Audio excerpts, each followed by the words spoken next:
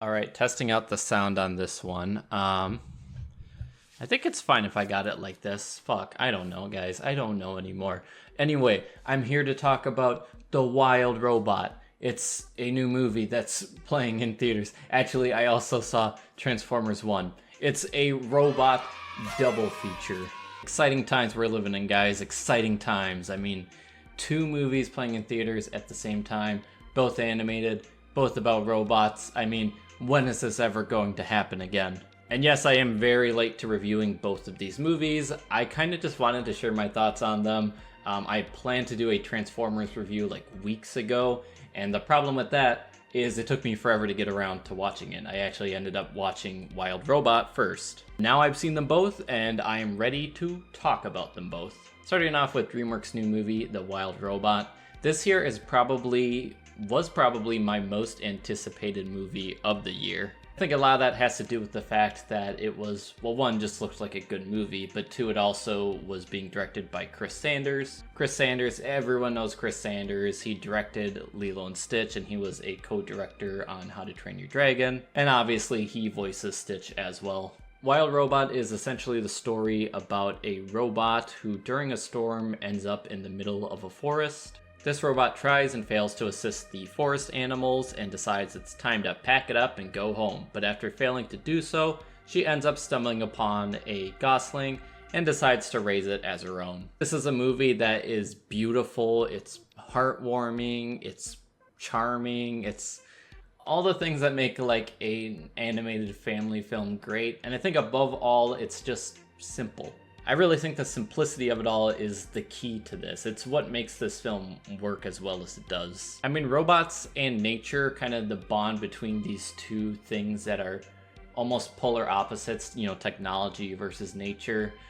That's always been a trope that I've really loved. I think a lot of people really love that. That's why movies like Wild Robot exist. This is a film that looks beautiful. It's got that same kind of painted look that something like the recent Puss in Boots sequel had. You can really tell that DreamWorks has perfected this style that they've been working on, and I'm glad we're living in this age of 3D animation where these creatives are really pushing what you can do with it. We've got some great celebrity voice acting in this as well. Of course, Lupita Nyong'o, I think I said that right, is voicing Roz, the main character. And then there's Pedro Pascal voicing a fox named Fink. And I loved him a lot too. Just very lovable characters in this movie. I will say Pedro Pascal, you know, I've never seen him voice a character before in anything animated, not that I can remember. So this is a very different side of him than we usually see in a lot of his films.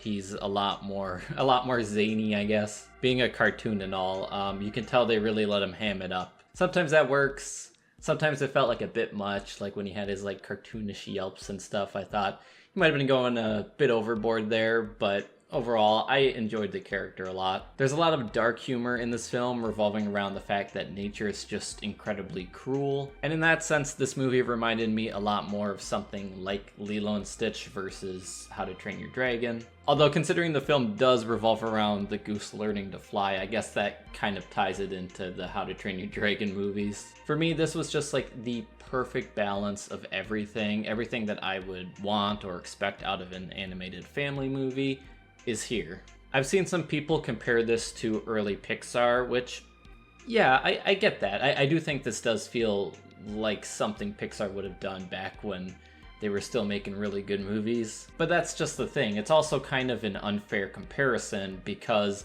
Pixar really hasn't had a truly great movie in almost 15 years. And I'd like to say at this point that DreamWorks and Pixar, at least for me, are pretty much on par with each other. I mean, DreamWorks has always like varied greatly in quality, and I think that's what I love about them. But like at this point, they both have quite a mixed bag of both good and bad movies. To me, The Wild Robot feels like an instant classic. It's something that I think I would have absolutely loved and watched again and again growing up. I'm sure the kids in school that have seen this are probably quoting it, similar in the way to when I was a kid. Kids would always quote lines from movies like Finding Nemo. No spoilers, I'll avoid spoilers, although I was actually expecting this movie to kind of delve more into the human world, kind of like WALL-E did, and it didn't do that. And I think that worked in its favor. It made this feel more like its own thing.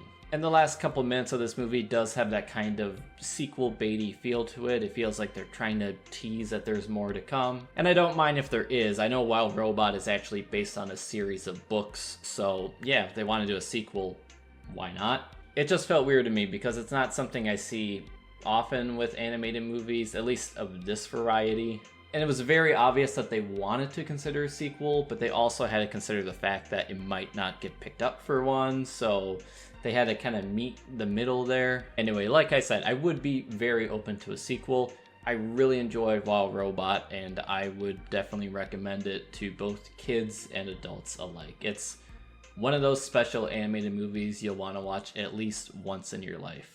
And the other movie I watched was Transformers 1. Not to be confused with the 2007 Bay movie, which I guess you could also call Transformers 1. So this is a new Transformers animated movie. Not the old one from the 80s. This is like its own thing. It's a brand new animated Transformers movie. This is a prequel that is set on Cybertron and kind of fills in the blank on certain details that a lot of the other movies simply gloss over. I remember when this movie was first announced and there was all these rumors that it was gonna look just like the opening of Bumblebee, which, yeah guys, it's gonna look just like the opening of Bumblebee, I'm sure. But yeah, I'm very late to the party. I finally got around to watching it because I've heard nothing but good things about it. And what I saw was a very fun children's action movie. It's the type of movie that I would have absolutely loved as a kid. Is it the best Transformers movie?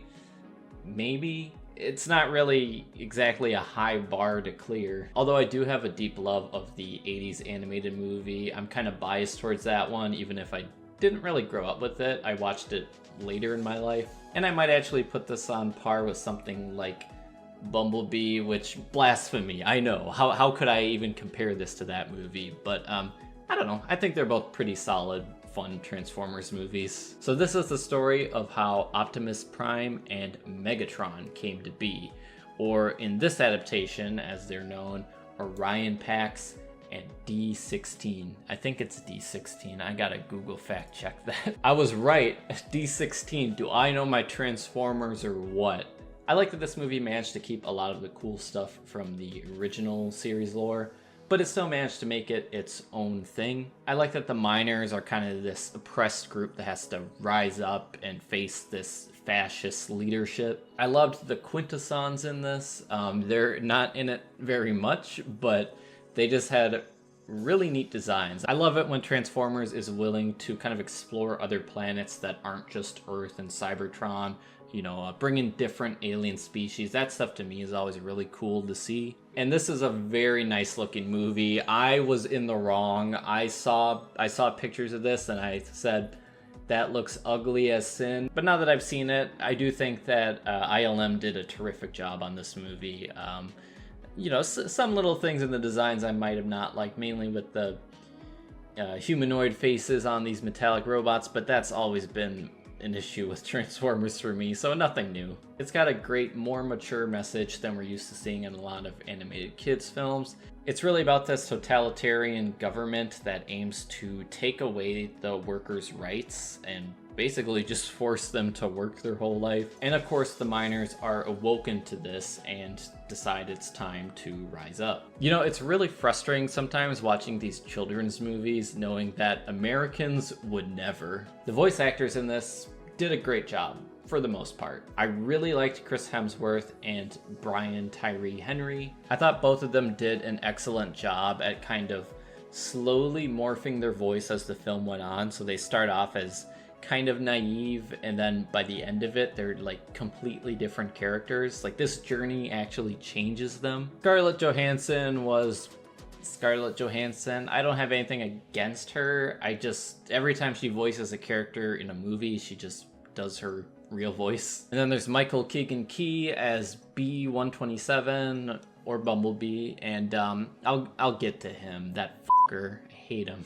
So no spoilers in this review, but you can kind of fill in some of the dots, right? Like, you guys know Megatron's the bad guy, right? I do feel that D16's turn from Orion Pax's friend to Megatron does feel a tad forced in parts. Now granted, I know that's something that a lot of people love about the film, and I do think it could have been handled way worse. But it does feel like his turn from D16 into Megatron doesn't happen like as gradually as I'd like it to. It seems like he learns the truth about what they're doing to the miners, and then instantly he becomes bad guy. Well, not instantly, but he's basically a different character from there on out. And I would have liked to see the movie kind of focus more on alliances being made, you know? Like, it seemed like the Autobots and Decepticons were just kind of pre-picked, like they didn't have a choice into who they wanted to join. They were just like, well, I'm part of this group, so I guess I got to be a Decepticon. Now, if I'm to talk about one aspect of the movie that I think was a huge detriment, a huge fall on your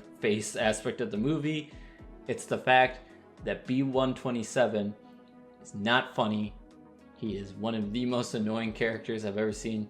Okay, maybe that's like going a bit too far. He's got like several really annoying sequences, but he did have a couple jokes that did make me laugh. I laughed at the Key and Peele skit reference, and I laughed at the government joke at the end. So even though he was incredibly annoying through most of it, at least he had that going for him. But I do think there is a way to do the take on Bumblebee where he just won't shut up and make it actually charming.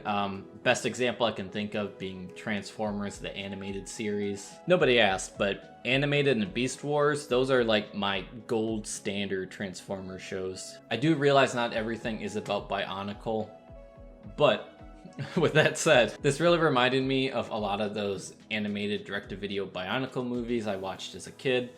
It really did have that feel. It was like one of those just on a really big budget. And there's lots of themes in this that are actually pretty similar to the second Bionicle movie. And a lot like Bionicle, there's a lot of complex lore here. I thought that they would try to simplify it, seeing as it's a kid's movie, but no, they just went all out with it. I can respect that. Now, a lot of people are saying that this movie is not doing so hot in the box office. Nobody's seeing it.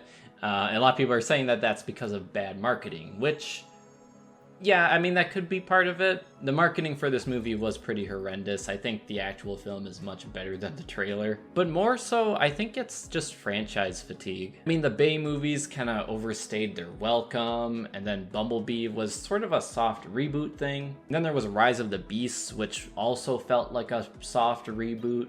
Because of this, I can't really blame people for not seeing this. It'd be nice if more people saw it, and I think there's still some time. And I would definitely like to see a sequel to this film. I hope that does happen, but it's also not entirely necessary because you basically get the gist of where it's going from here. I do recommend Transformers 1. I think it's a fun action film that both kids and people that are Transformers fans can enjoy.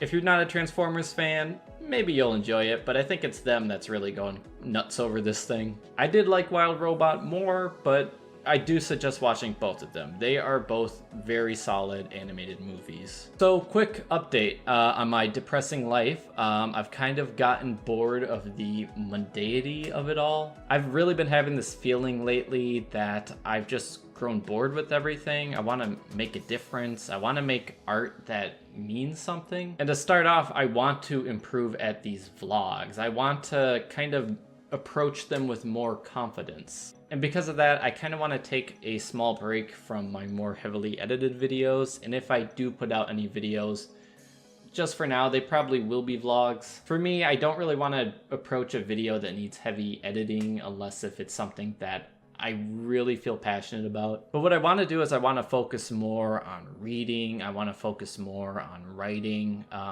Writing is something that has always been a dream of mine. It seems like every time I attempt it, I eventually just give up on it. I think seeing a lot of other YouTubers lately that have been like publishing their own books has just kind of got me down in the dumps, like thinking, that's what I wish I was doing. So I think I'm gonna work a bit more on writing. I don't plan to publish a book. That's not what I'm saying. What I'm saying is I just need some time to work on that. So if there are videos coming out, they will mostly be vlogs. I do have a Wattpad. Maybe I'll write a short story, upload some nonsense to there. I don't know. I just got to do something. I think above all, I just want to be open. I want to be honest. I want to use these videos as therapy of sorts. Otherwise, I feel like there's not much point in making them. However, I do have a review for 9 that's basically done, and it's going to be releasing sometime this month, so I hope to have that out and ready by Halloween. So thank you to all of you who watched this video. I don't know if I'm going to get like any views on this thing, but